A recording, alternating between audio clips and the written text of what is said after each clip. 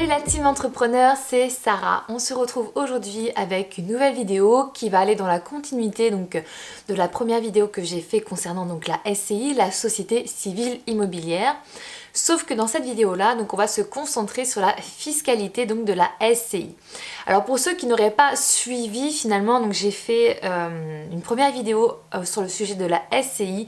Donc je vais mettre un petit lien quelque part dans la vidéo. Donc ça devrait être ici normalement je pense, pour te présenter en fait ce qu'est une SCI ainsi que ses avantages et ses inconvénients. Donc aujourd'hui on va se focaliser sur un des avantages les plus intéressants de la SCI qui va être sa fiscalité, puisque bien entendu le système, la création de SCI permet de faire ce qu'on appelle de l'optimisation fiscale. Aujourd'hui, quand on crée une SCI, on a le choix entre guillemets entre soit être imposé à l'IR, donc à l'imposition sur les revenus, soit être imposé à l'IS, c'est-à-dire imposition sur les sociétés. Et donc au cours de cette vidéo, on va regarder ce qui est le plus intéressant, même si après, bien entendu, tout dépend de chaque situation. C'est parti. Il est très important lorsque l'on est en création de SCI de bien comprendre finalement l'enjeu du mécanisme de l'impôt fiscal de la SCI, car par défaut, il faut savoir que la SCI sera imposée à l'IR, donc à l'impôt sur les revenus, sauf déclaration express finalement de la part des associés qui demandent dans ce cas d'être soumises à l'imposition sur les sociétés. Sinon, par défaut, ce sera l'IR. En optant pour l'IS, les associés vont s'assujettir finalement à un régime fiscal définitif. J'entends par là qu'une fois que vous passez à l'IS, ce choix il est irrévocable, c'est impossible de faire marche arrière. Donc il va falloir vraiment bien réfléchir en amont, en fonction finalement de l'objet social de la SCI qui sera rédigé dans les statuts. En fonction de cet objet social, il va falloir finalement réfléchir à quelle est la meilleure stratégie entre guillemets fiscale pour votre SCI.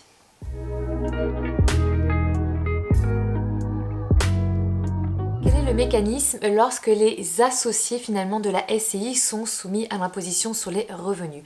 On appelle ce type de SCI les SCI transparentes ou les SCI translucides. Donc, cette situation finalement dans laquelle la SCI est transparente va impliquer que le régime fiscal se fera sur le particulier, donc sur le ou les associés. Donc comment cela fonctionne? En tant que tel finalement dans ce type de cas la société ne paye pas d'impôt. Finalement ça a la caractéristique que ça va simplifier énormément finalement tout ce qui va être le régime des déclarations fiscales. Et pourquoi je dis que la société en tant que telle ne paye pas d'impôt? Tout simplement puisque en fait ce sera les associés qui vont être imposés en fonction du taux de marge d'imposition qu'ils ont actuellement sur leur fiche d'impôt. Donc concrètement, la part des bénéfices qui correspondent finalement à la quote-part de l'associé dans le capital de la SCI qui aura été décidé dans la rédaction des statuts finalement va augmenter les revenus fonciers les revenus imposables de l'associé dans la catégorie des revenus fonciers. Donc attention, car il est tout à fait possible que lorsque finalement la déclaration des revenus fonciers va se faire, il est tout à fait possible que justement ces nouveaux revenus qui seront imputés au foyer fiscal de l'associé impliquent que cet associé voit son taux marginal d'imposition changer et donc basculer peut-être dans un taux marginal qui sera supérieur à celui auquel il est imposé actuellement. C'est des choses qui peuvent parfois arriver, donc c'est bon à le savoir finalement, à en avoir conscience en fait avant plutôt que d'éviter d'avoir des mauvaises surprises une fois que vous aurez fait vos déclarations fiscales. Autre information à bien avoir conscience lorsque la SCI est imposée à l'IR, ça va concerner les dividendes. Les dividendes, qu'ils soient oui ou non distribués, ils seront dans tous les cas imposés.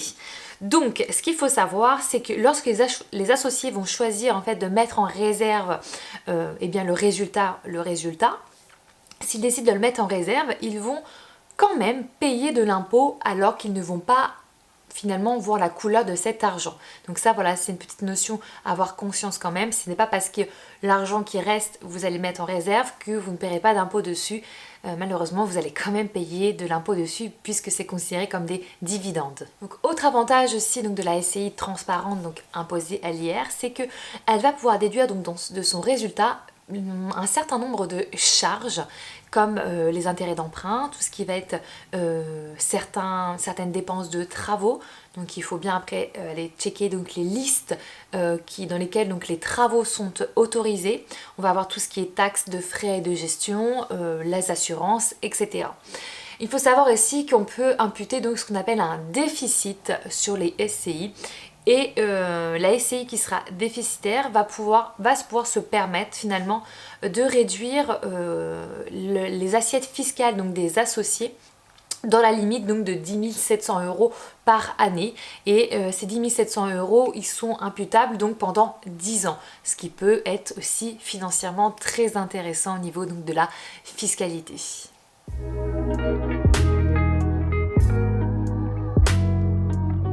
Où les associés désirent donc être imposés sur les sociétés. Alors je le répète, car c'est très important, il faut savoir que cette décision, c'est une décision irrévocable. C'est-à-dire qu'une fois que vous avez dit ok, on passe à l'IS, il est impossible de revenir en arrière. Donc il est très important d'être avisé sur le sujet et d'en avoir toute connaissance de cause. Car si jamais vous commettez une erreur et que finalement il n'était pas dans l'avantage de la SCI de passer à l'IS, il va falloir faire ce qu'on appelle une dissolution, procéder à la dissolution de la SCI. Et là, c'est pour remédier finalement à cette erreur, sauf que c'est une procédure qui est lourde de conséquences. Contrairement, ce qui fait que vraiment, soyez sûr de votre coût lorsque vous allez passer donc en IS. Vous pouvez le faire aussi bien donc à la création, demander d'être une SCI avec option pour l'IS, ou tout au long de la durée de vie de la SCI. Donc si par exemple vous créez votre SCI demain et que finalement dans 10 ans vous décidez de passer à l'IS, il est tout à fait possible de le faire, mais attention, encore une fois, décision irrévocable. Alors maintenant, on va se demander donc comment fonctionne un peu cette SCI à l'IS. On va regarder ça de suite. Alors, quelles sont les conséquences lorsque je décide de passer donc à une SCI imposée à l'IS? Première conséquence, cette option va impliquer qu'il y a donc ce qu'on appelle une double imposition qui soit effectuée. On aura une première imposition qui se fera donc au niveau de la société et une seconde imposition qui se fera donc au niveau donc des associés. Ensuite, il faut savoir que donc la SCI étant une société, elle va être redevable de l'impôt à hauteur de 33%. Sauf pour les SCI qui bénéficieront du taux réduit de 15% pour la partie des bénéfices qui n'excéderont pas les 38 120 €. À noter, cette disposition favorable ne vaut que si les associés ont intégralement libéré le capital social de la société et que le chiffre d'affaires de la SCI est inférieur donc au fameux 7 630 000 €. Deuxième à noter que je peux préciser, car d'ici 2020, il faut savoir que la réforme des finances est en train d'évoluer, que l'imposition sur les sociétés va aller d'ici donc 2021, va baisser progressivement, donc le taux ne sera plus 33%, mais va baisser, il y a 28%, 25%, etc. etc. Donc renseignez-vous bien en fait sur le taux de l'IS. Donc je parlais également donc de double imposition car en effet les associés vont être donc imposables à titre personnel sur les bénéfices qui leur seront distribués. Donc on appelle cela les dividendes. Dans le cas où les dividendes sont mis en réserve, il n'y aura pas, l'associé ne paiera pas d'impôt dessus. Les dividendes qui seront distribués par contre bénéficieront quand même d'un abattement donc de 40% dans le calcul de l'impôt sur le revenu au niveau donc du capital mobilier, donc ce qui fait que ça peut être intéressant.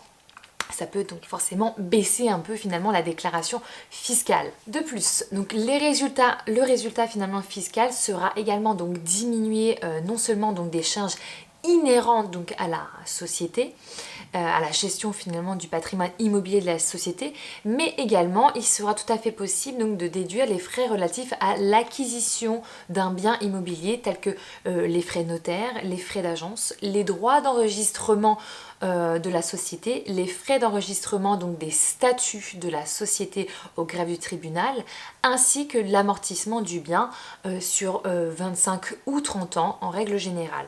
Il faut savoir que la rémunération donc, du gérant ou des gérants donc, de la SCI sera également déduite du résultat annuel. Et pour terminer, les apports réalisés en SCI qui sont dits donc opaques sont soumis à droit d'enregistrement, donc à hauteur de 5% pour un apport en nature d'un bien immobilier. Donc voilà pour notre partie SCI en IS. Maintenant,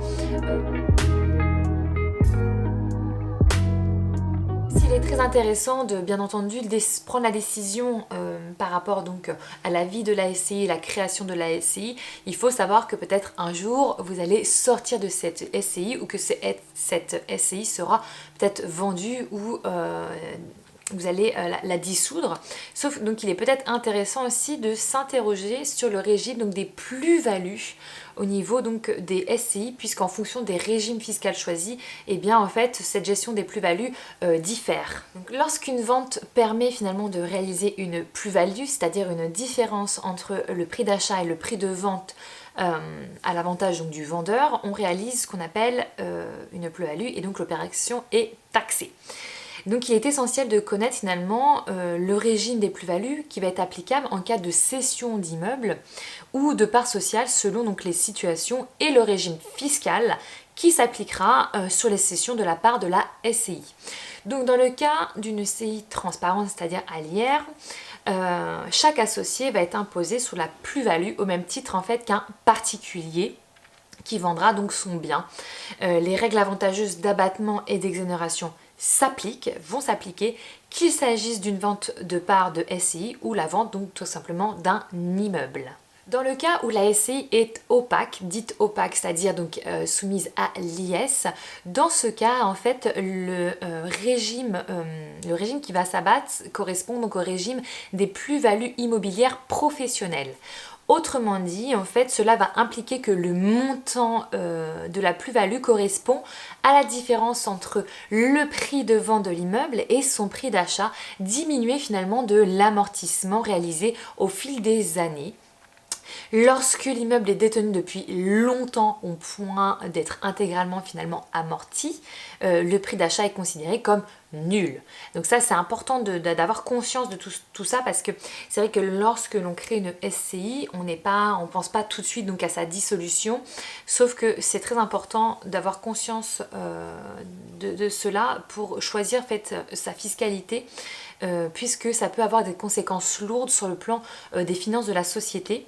Le régime donc, des plus-values immobilières en cas de cession d'immeuble doit donc être sérieusement pris en compte lorsque vous créez votre société, quand vous êtes associé, même si bien entendu vous n'envisagez pas immédiatement finalement de vendre votre patrimoine immobilier. Donc on arrive à la fin de cette vidéo. Si vous souhaitez avoir une prochaine vidéo sur la SCI, sur un autre sujet donc de la SCI, n'hésitez pas à me dire en commentaire. Dans ce cas-là, donc je referai donc une troisième vidéo sur le sujet.